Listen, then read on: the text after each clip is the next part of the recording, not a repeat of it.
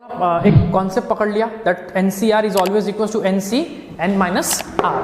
इसमें और दो तीन छोटी मोटी चीजें पकड़ते हैं और फिर अपन आगे बढ़ते हैं। तो देखिए एक बात और याद रखिएगा दैट NC0 की वैल्यू रहेगी हमेशा 1। कितनी रहेगी? 1। n की वैल्यू कुछ भी हो सकती है, यानी अगर मैं आपसे बोलूं कि 7C0 की वैल्यू कितनी है तो आप क्या बोलेंगे 1। मैं आपसे बोल रहा हूं 8C0 की वैल्यू कितनी है तो आप क्या बोलेंगे 1, है ना। आपको बोल रहा हूं कि 10C0 की वैल्यू कितनी है, आप क्या बोलेंगे 1।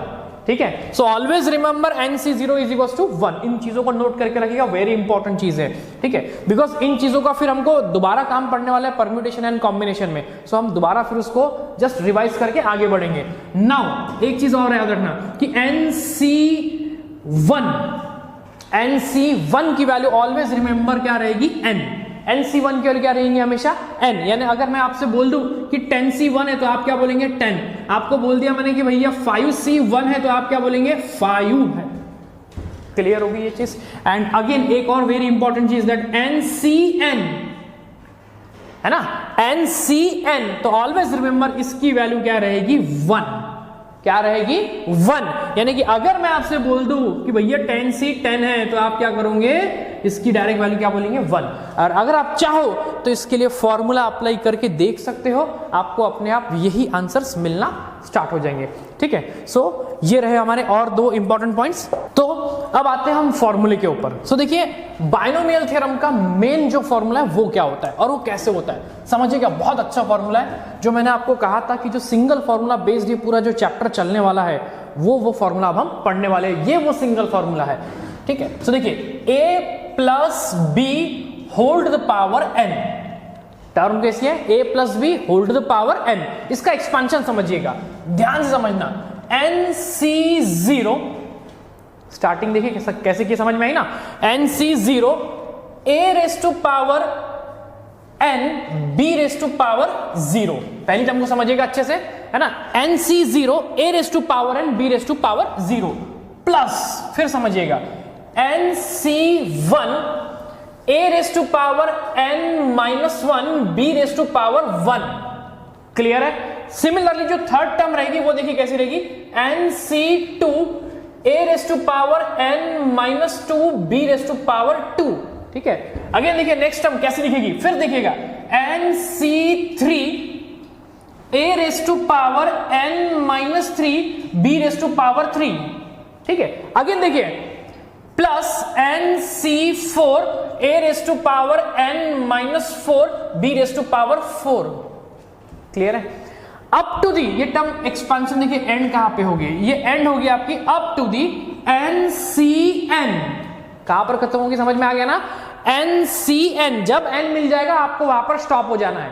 ठीक है, और a रेस टू पावर रहेगा 0 और b रेस टू पावर रहेगा n। समझ में आया क्या? अब आप देखिए मैं आपको इस फॉर्मूले को समझाता हूं कि किया इसको एक्सपेंशन करना कैसे। आप इसका बेसिक कॉन्सेप्ट समझ लीजिए, आपको फॉर्मूला कभी भी याद करने की जरूरत पड़ेगी ही नहीं, आपको टेक्निक से पूरा ध्यान रहेगा। देखिए NC0 ध्यान रखना है, आपको 0 से स्टार्ट करना है हमेशा फॉर्मूला। a के पावर में हमेशा कौन आएगा? इन दोनों का सब्ट्रैक्शन आएगा। समझ में आया क्या? a के पावर में क्या आएगा? इन दोनों का सब्ट्रैक्शन, और b के पावर में r की वैल्यू आएगी।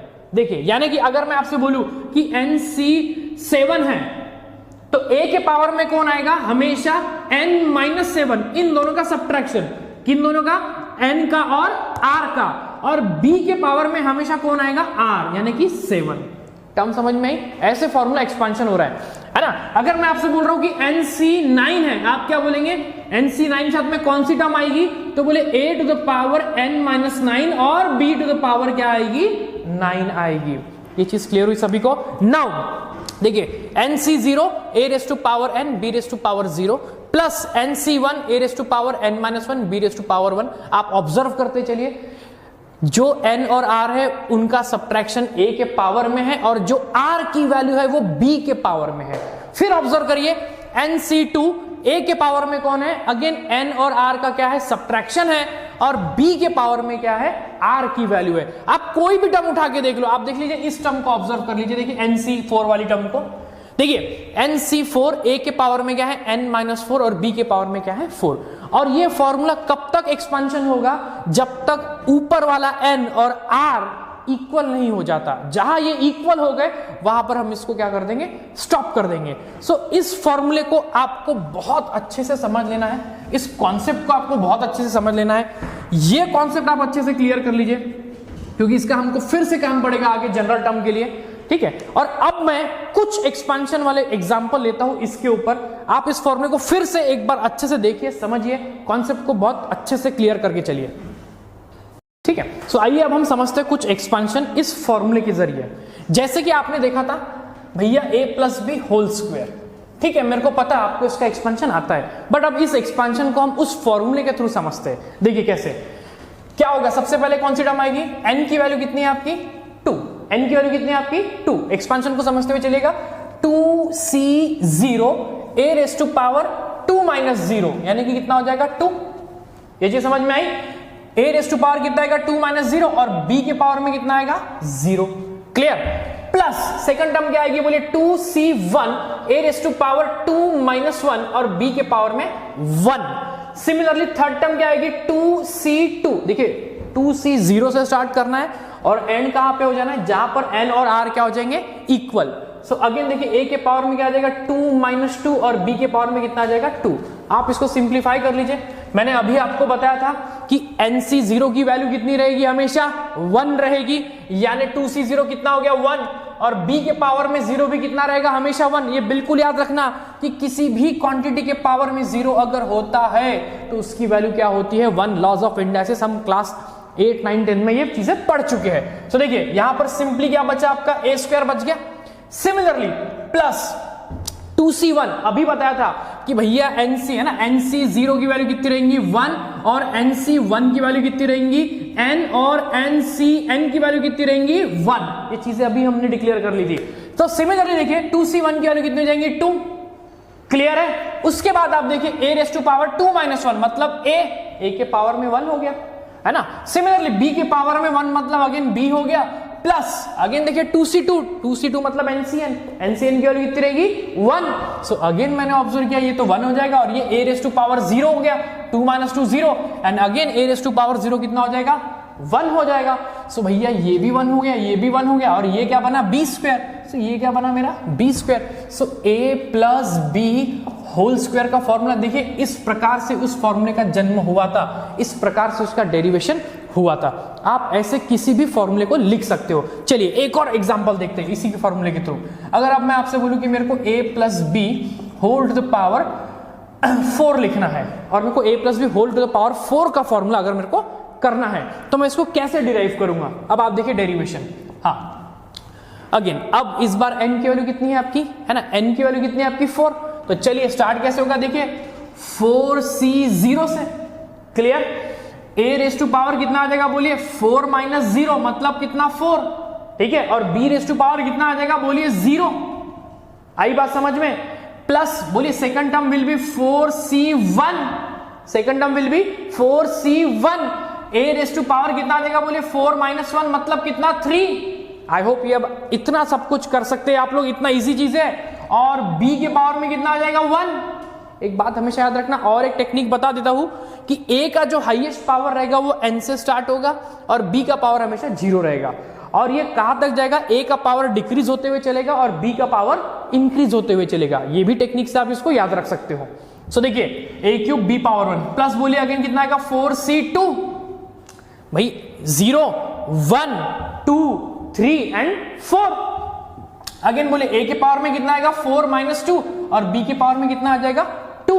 नेक्स्ट टर्म बोली क्या आएगी, तो बोले मैंने देखा यार 4c3 a raise to power 4 minus 3 मतलब कितना 1, क्लियर है। और b के पावर में कितना आ जाएगा बोले क्यूब, क्लियर हुआ सभी को। सिमिलरली अगेन देखिए प्लस 4c4, है ना, 4c4। उसके बाद बोलिए a के पावर में कितना आएगा 4 माइनस 4 और b के पावर में कितना आ जाएगा 4।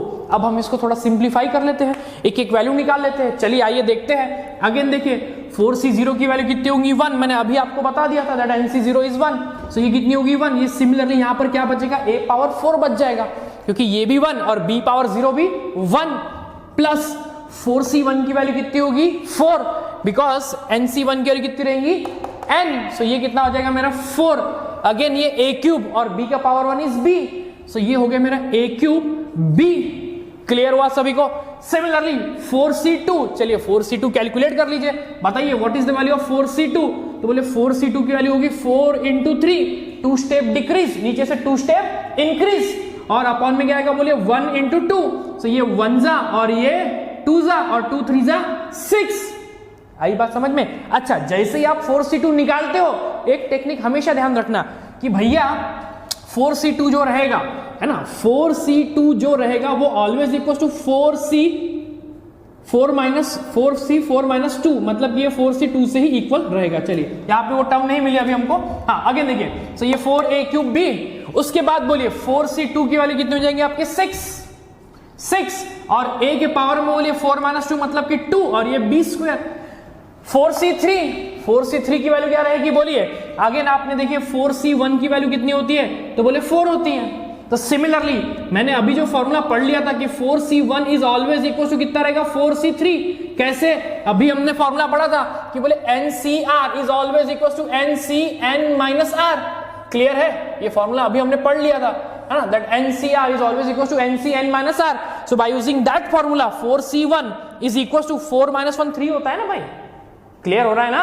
अब तो देखिए ये 6a square b square plus आपको कैलकुलेट करना नहीं पड़ेगा, 4c3 की वैल्यू कितनी हो जाएगी? अगेन आपकी 4 हो जाएगी। सो 4ab क्यूब प्लस 4c4 की वैल्यू कितनी हो जाएगी? 1। सो अगेन ये हो गया आपका 1। सो ये a के पावर में 0 हो जाएगा। सो सिमिलरली यहाँ पे सिर्फ क्या बचेगा? b का पावर 4 बचेगा। So this is my expansion of a plus b whole power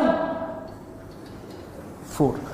clear हुई ये चीज? सो यहां पर ये सारी चीजें हमने सॉल्व की, कैलकुलेट करी।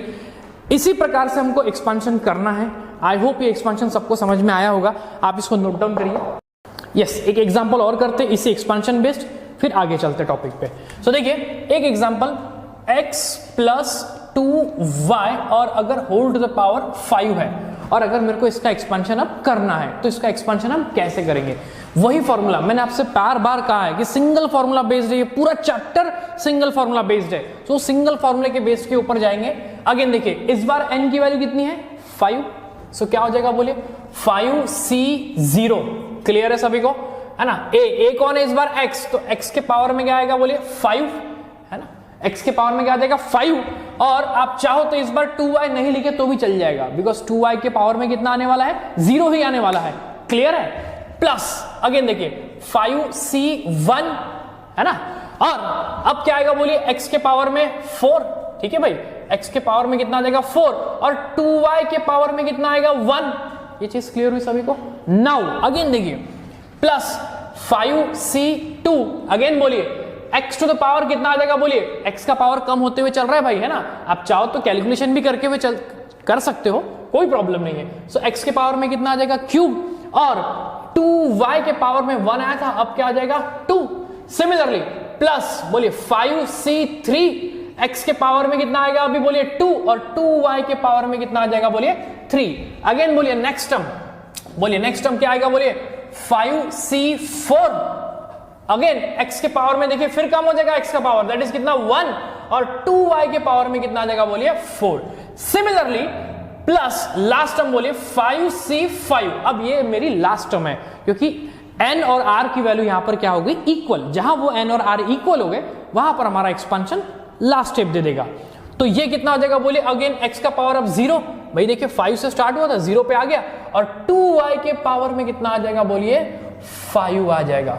सो एक्सपेंशन सबको क्लियर हुआ? कैसे करा अभी? अब इसका छोटा सा जो कैलकुलेशन है वो समझते हैं, है ना, बताइए। सो 5c0, nc0 हमने पढ़ लिए हैं, बार बार बताऊंगा। nc0 की वैल्यू कितनी हो जाएगी बोलिए? 1।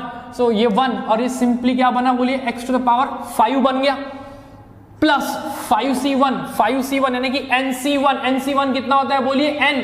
nc1 कितना होता है बोलिए? n।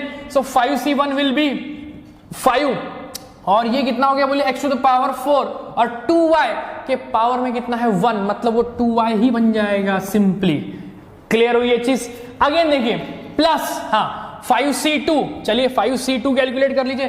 तो बोलिए 5c2 कितना हो जाएगा? 5 इंटू 4 और अपॉन में 1 इंटू 2। सो देखिए ये 1 जा, है ना, और ये 2 जा, सो 5 2 जा 10। और ये बात याद रखना, जब आप 5c2 निकालते हो, जब कभी भी आप ऐसे कैलकुलेशन करते हो, तो उसका जो जुड़वा भाई है उसको भी निकाल के रख लो पहले, समझ में आ रहा है ना, because we all know that कि 5c2 is always equal to किससे, 5c3 से।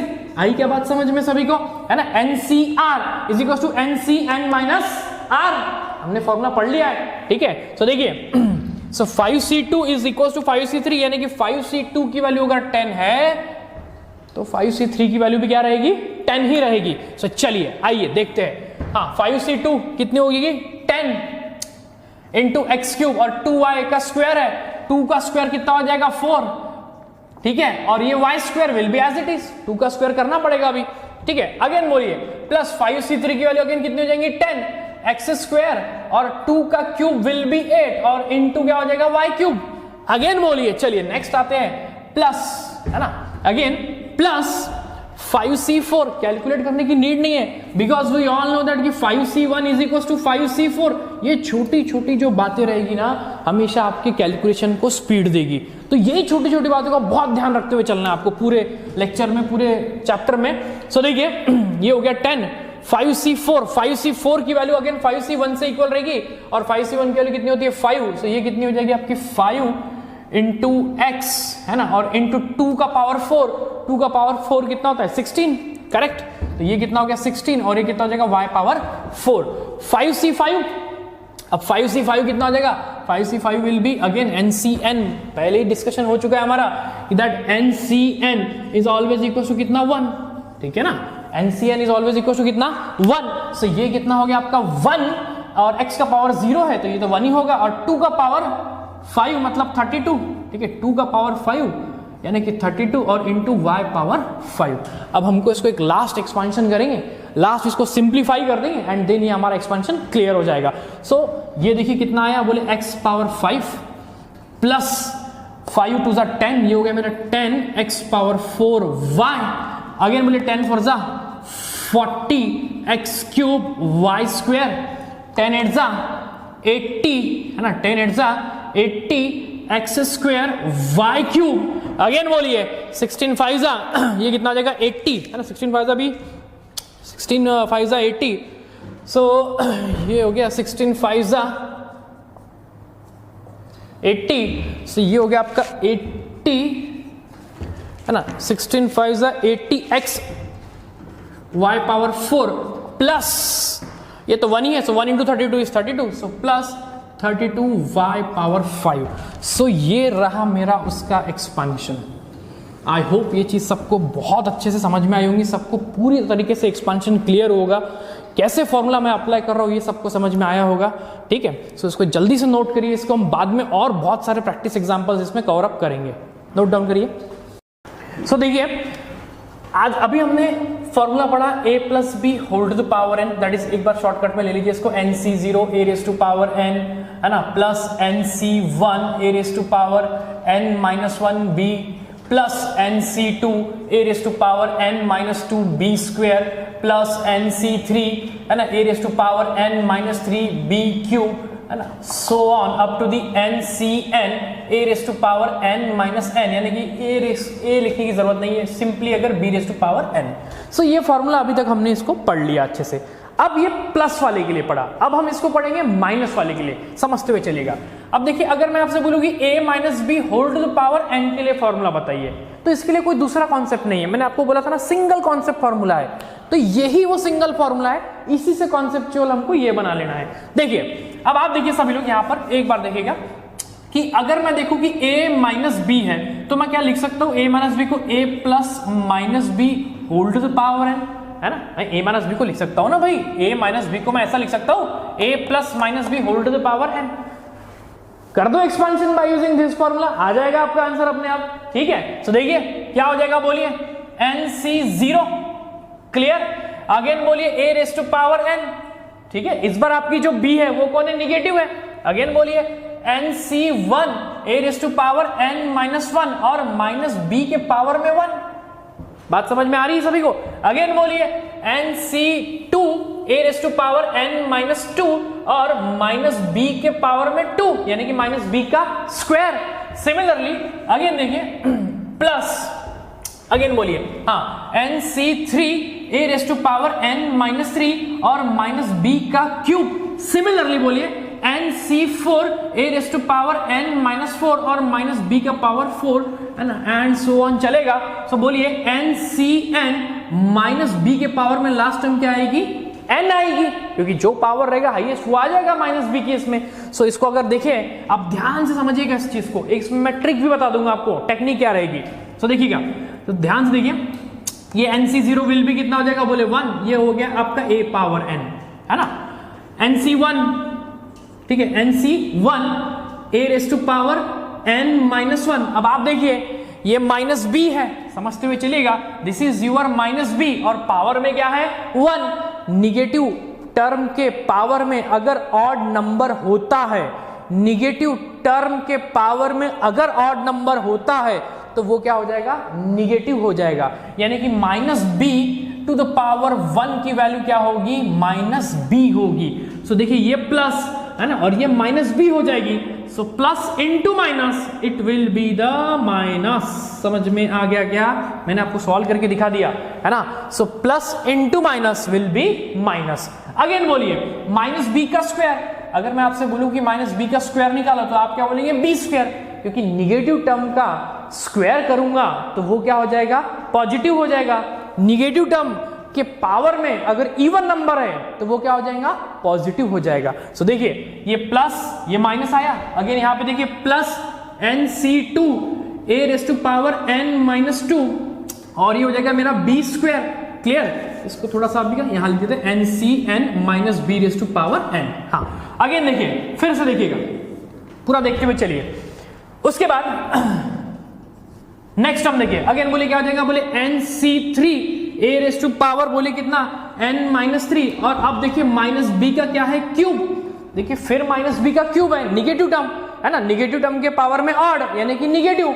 सो देखिए माइनस b क्यूब क्या हो जाएगा, माइनस b का क्यूब अगर मैं आपसे बोलूं कैलकुलेट करिए तो आप क्या बोलेंगे, minus b cube. So again plus into minus it will be the minus. समझ में आ रहा है क्या सभी को, वेरी इजी है ना। देखिए मैं इसी फॉर्मूले के भरोसे पे चल रहा हूं, सब कुछ सिंगल फॉर्मूले को अप्लाई करते हुए चल रहा हूं, बेसिक रूल अप्लाई कर रहा हूं, बाकी कुछ नहीं है। अगेन देखिए प्लस माइनस, अब अगेन आप देखिए नेक्स्ट टर्म क्या है, बोलिए b का पावर 4 है, अगेन अब ये क्या आ जाएगी, अपने आप प्लस हो जाएगी। तो देखिए plus a raise to, sorry a नहीं रहेगा आपका, हाँ क्या रहेगा, प्लस NC4 है ना, plus NC4 a raise to power n-4 और ये हो जाएगा आपका कितना, b का पावर 4, बिकॉज वो क्या था, निगेटिव, निगेटिव के पावर में इवन मतलब पॉजिटिव। सो लास्ट है ना, last term will be minus NCn है ना, NCn minus b raise to power n। अब वॉट एवर भी था n की वैल्यू, जो n की वैल्यू रहेगी उसके हिसाब से वहां पर क्या होगा, प्लस माइनस साइन जो भी आएगा वो डिसाइड होगा। अगर मान लीजिए n की वैल्यू इवन आती है तो ये टर्म पॉजिटिव हो जाएगी, मान लीजिए n की वैल्यू ऑड है तो ये टर्म क्या हो जाएगी, निगेटिव हो जाएगी। और एक चीज ऑब्जर्वेशन में इसमें मैंने देखी कि जब मैंने a minus B whole power का एक्सपांशन किया तो आप इसको एक टेक्निक से और याद रख सकते हो, जो टर्म्स आई अपीयर हुई फॉर्मूले में वो अल्टरनेट हुई, अल्टरनेट साइन की अपीयर हुई। देखिए पॉजिटिव निगेटिव पॉजिटिव है ना, देखिए पॉजिटिव, ये साइन पॉजिटिव निगेटिव, फिर देखिए पॉजिटिव हुई, फिर देखिए निगेटिव हुई, ठीक है, फिर देखिए यहाँ पे पॉजिटिव आ गई। क्लियर है, फिर देखिए आप इसके आगे जो भी टर्म आएगी उसके हिसाब से, अब ये पॉजिटिव आई तो इसके बाद वाली अपने आप क्या आ जाएगी, निगेटिव आ जाएगी। क्लियर है ना। सो इस प्रकार से हुआ ये मेरा a माइनस बी का एक्सपांशन, जल्दी से नोट करिए। यस, सो देखिए अभी हमने a plus B whole power n का एक्सपांशन समझ लिया बहुत अच्छे से, a minus B whole power n का एक्सपांशन समझ लिया। अब एक चीज और जो समझनी है कि अगर कभी आपको कैलकुलेट करना है a plus B whole power n plus a minus B whole power n, तो इनमें कौन कौन सी टर्म आएंगी इसको भी समझना बहुत जरूरी है। Similarly a plus B whole power n minus a minus B whole power n, इसमें भी कौन सी टर्म आएगी इसको भी समझना हमको बहुत जरूरी है। सो देखिए जब अगर मैं इन दोनों एक्सपांशन का, ध्यान से समझिएगा, इन दोनों टर्म एक्सपांशन का मैं अगर एडिशन करता हूं तो कौन सी टर्म कैंसल होगी और कौन सी टर्म रहेगी उसको देखिए। तो देखिए सबसे पहले a पावर n, ये टर्म कैंसल नहीं होगी, ये टर्म क्या हो जाएगी, ऐड, है ना। मैं इन दोनों में एडिशन कर रहा हूं, ध्यान समझिएगा, इन दोनों एक्सपांशन में एडिशन कर रहा हूं। सो a पावर n प्लस a पावर n, that will be 2 times a पावर n, ठीक है।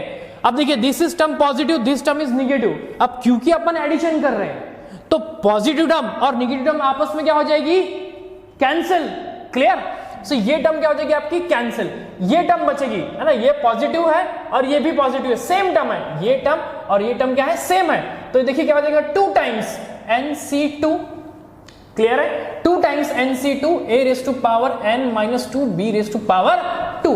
सिमिलरली अगेन आप देखिए NC3 पॉजिटिव टर्म और ये क्या है, निगेटिव टर्म। ये टर्म क्या हो जाएगी, कैंसिल हो जाएगी, है ना। जब मैं इन दोनों टर्म्स का, इन दोनों एक्सपांशन का एडिशन कर रहा हूं तो अगेन से ये जो टर्म है वो कैंसिल हो जाएगी, प्लस ये टर्म जो अभी जो नेक्स्ट वाली टर्म है दैट इज वो मैंने लिखी नहीं है मगर वो आएगी, दैट इज कौन सी, बोलिए, 2 times NC4 a raise to power n minus 4 और b रेज टू पावर 4, है ना, एंड सो ऑन। ठीक है, क्योंकि लास्ट टर्म हम बता नहीं सकते, क्योंकि जो n की वैल्यू रहेगी उसके हिसाब से टर्म आएगी। सो अगर आप ऑब्जर्व कर रहे होंगे तो मैंने एक चीज ऑब्जर्व कर ली, आप इसको आप ऑब्जर्वेशन अच्छा बना लीजिए।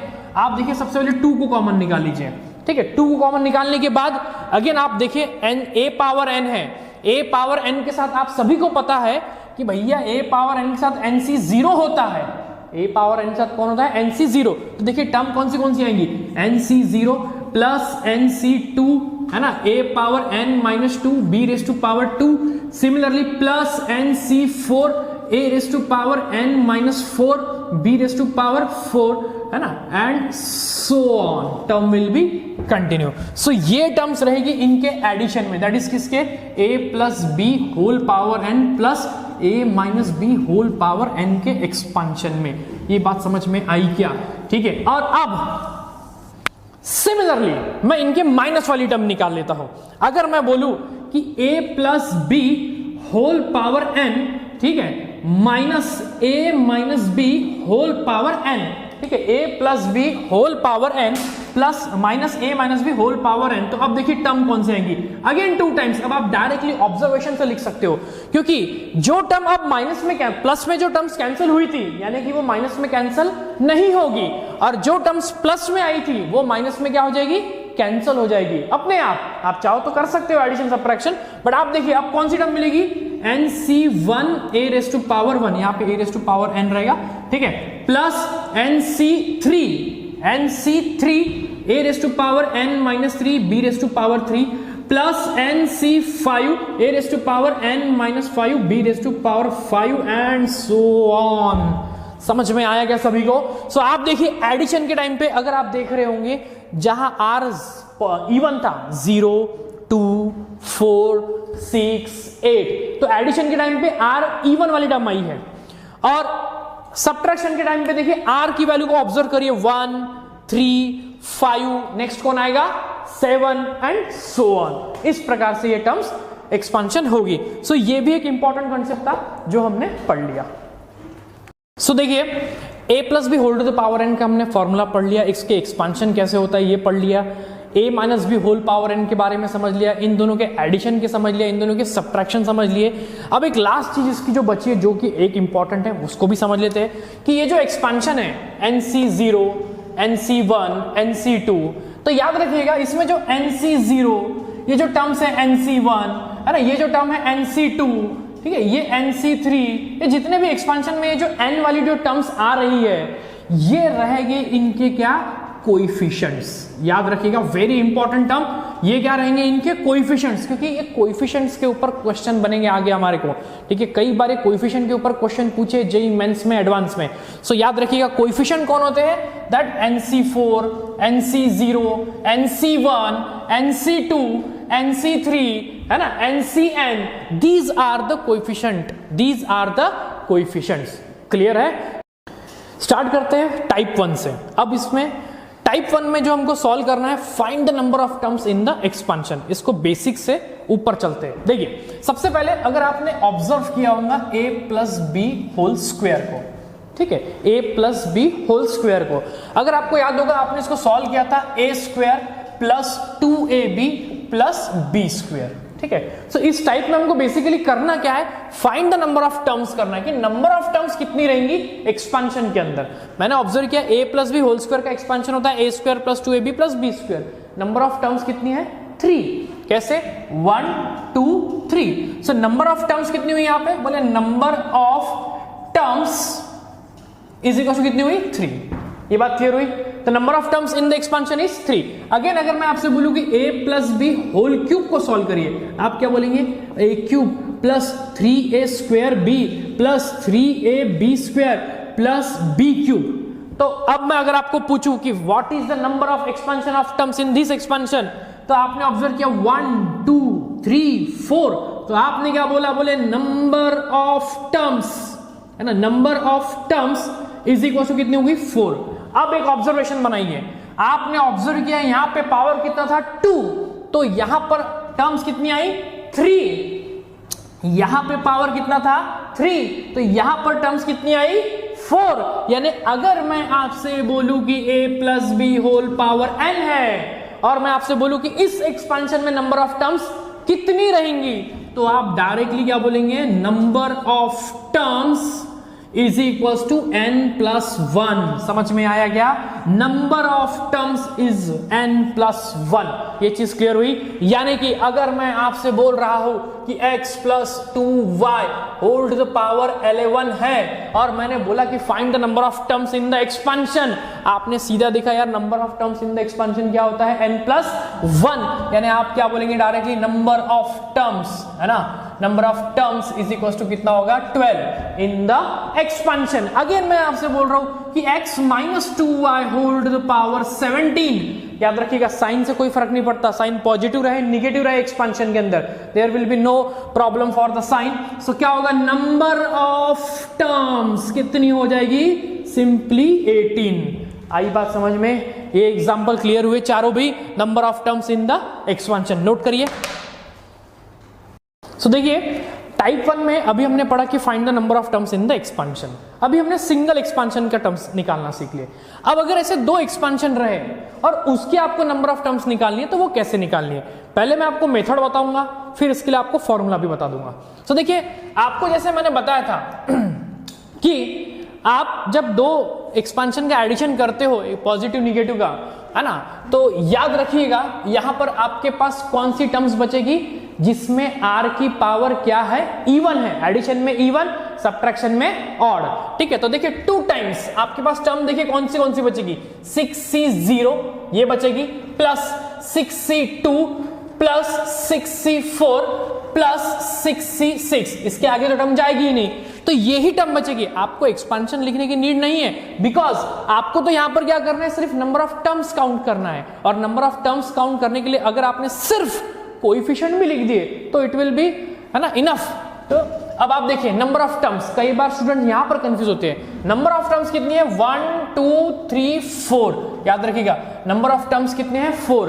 अब आप बोलेंगे सर ये 2 सिर्फ मल्टीप्लाई होगा उन वैल्यू को।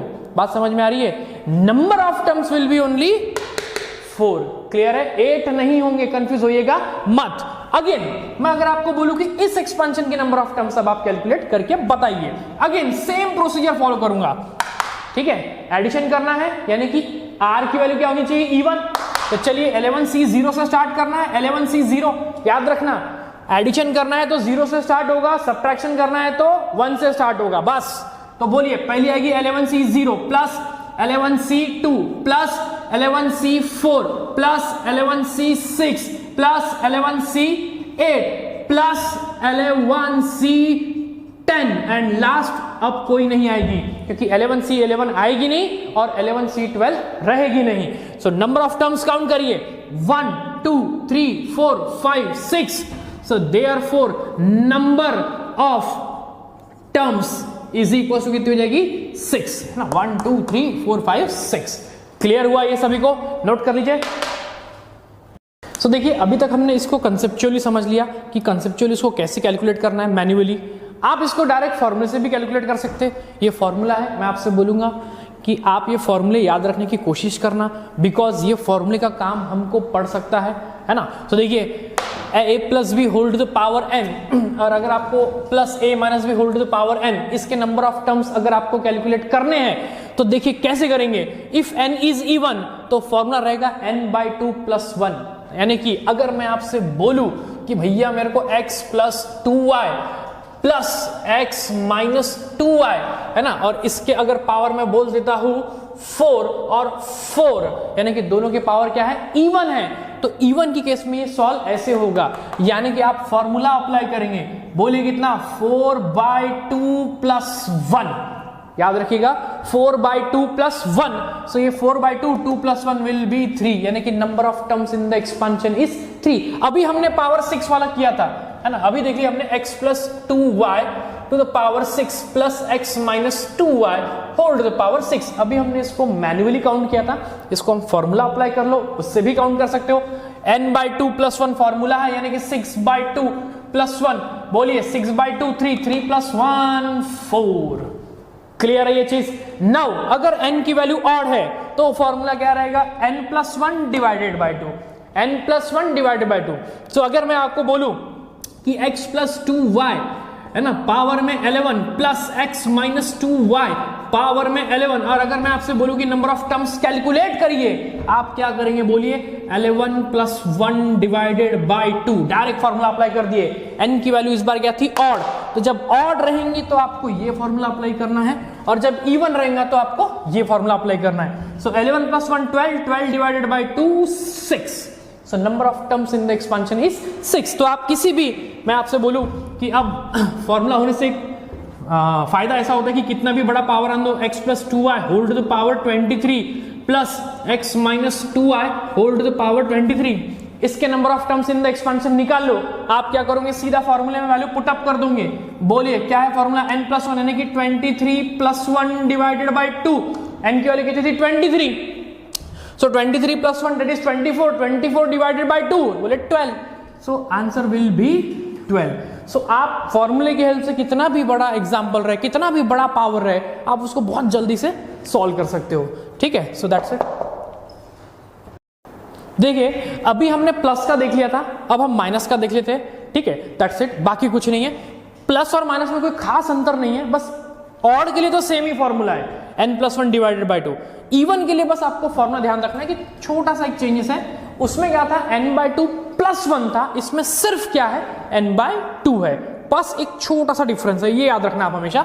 सो अगर मैं आपसे बोलूं कि a + b whole power n minus a - b whole power n, इसकी आपको नंबर ऑफ टर्म्स निकालनी है एक्सपांशन की, तो आप बोलेंगे कि भैया अगर n इवन है तो फॉर्मूला विल बी n/2, और अगर n ऑड है तो वही वाला फॉर्मूला जो हमने इवन के लिए पढ़ लिया था।